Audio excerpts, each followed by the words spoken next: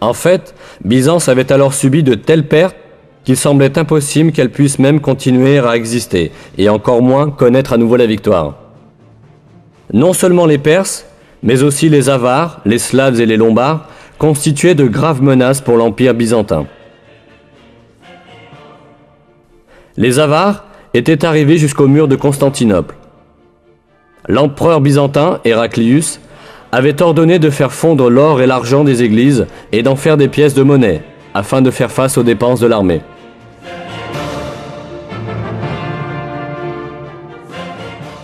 De nombreux gouverneurs s'étaient révoltés contre l'empereur Héraclius, et l'empire était au bord de l'effondrement. La Mésopotamie, la Cilicie, la Syrie, la Palestine, l'Égypte et l'Arménie, qui avaient auparavant appartenu à Byzance, avaient été envahis par les Perses idolâtres. En bref, tout le monde s'attendait à ce que l'Empire byzantin soit anéanti.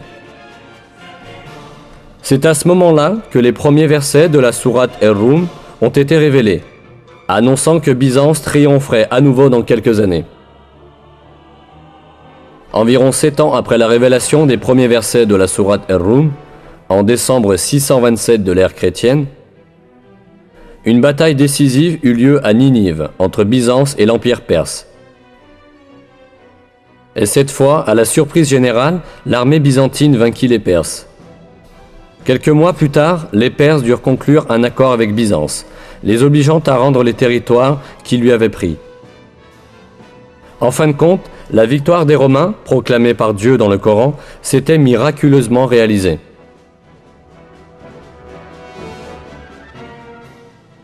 Un autre miracle révélé dans ces versets est l'annonce d'un fait géographique qui ne pouvait être connu de personne à cette époque.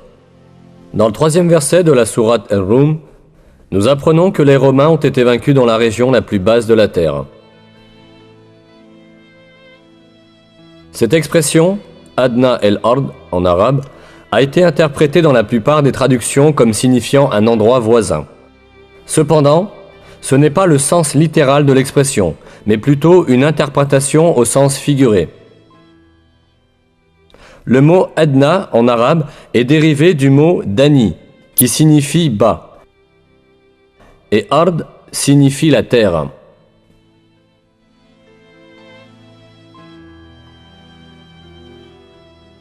Donc, l'expression Adna el-Ard signifie l'endroit le plus bas de la terre. Ce qui est très intéressant, c'est que des batailles cruciales de la guerre entre l'Empire byzantin et les Perses, où les Byzantins avaient été vaincus et avaient perdu Jérusalem, s'étaient réellement déroulées à l'endroit le plus bas de la terre. Cette région est le bassin de la mer Morte, qui se situe à l'intersection de territoires appartenant à la Syrie, à la Palestine et à la Jordanie. La mer Morte, s'étendant à 395 mètres au-dessous du niveau de la mer, est la région la plus basse de la terre.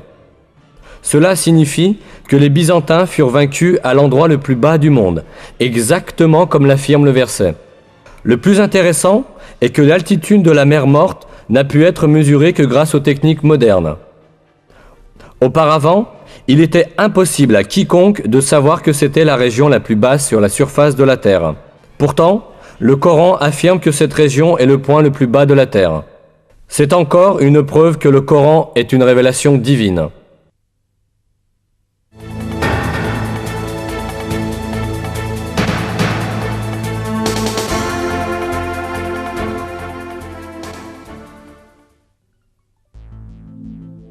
À part ces caractéristiques miraculeuses que nous avons examinées jusqu'ici, le Coran comporte aussi un miracle mathématique.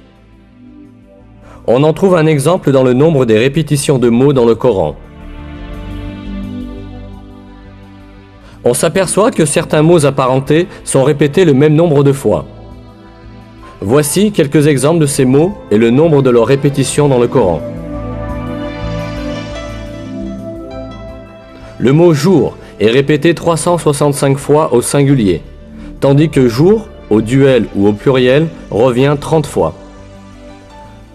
Le nombre de répétitions du mot « lune » est 12.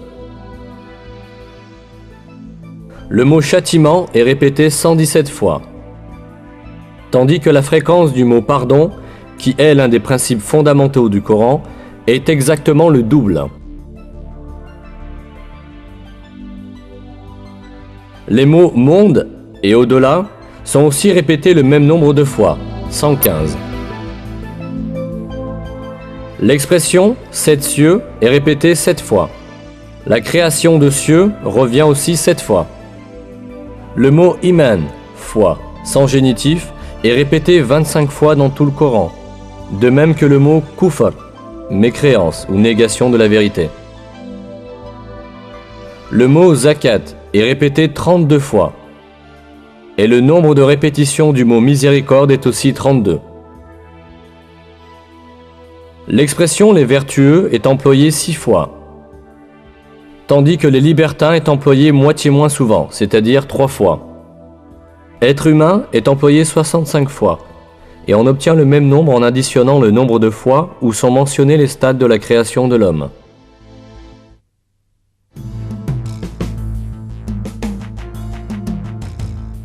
Tout ce que nous avons vu jusqu'à présent montre une réalité manifeste. Le Coran est un livre si extraordinaire que tout ce qu'il rapporte s'est avéré vrai, et que des faits que nul n'aurait pu connaître à l'époque ont été annoncés dans ces versets.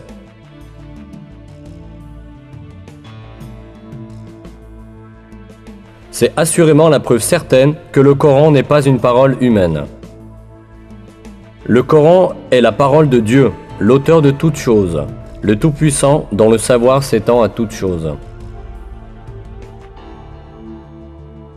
Dans un verset, Dieu nous dit sur le Coran : « S'ils provenaient d'un autre que Dieu, ils y trouveraient certes maintes contradictions. » Non seulement le Coran ne contient pas de contradictions, mais chaque information qu'il apporte révèle, chaque jour un peu plus, le miracle de ce livre divin. Il appartient à l'homme de s'attacher fermement à ce livre divin révélé par Dieu, et d'en faire son seul et unique guide. Dans l'un des versets, Dieu nous lance cet appel. « Ceci est un livre béni que nous avons fait descendre. Suivez-le donc, et soyez pieux, ainsi peut-être vous sera-t-il fait miséricorde.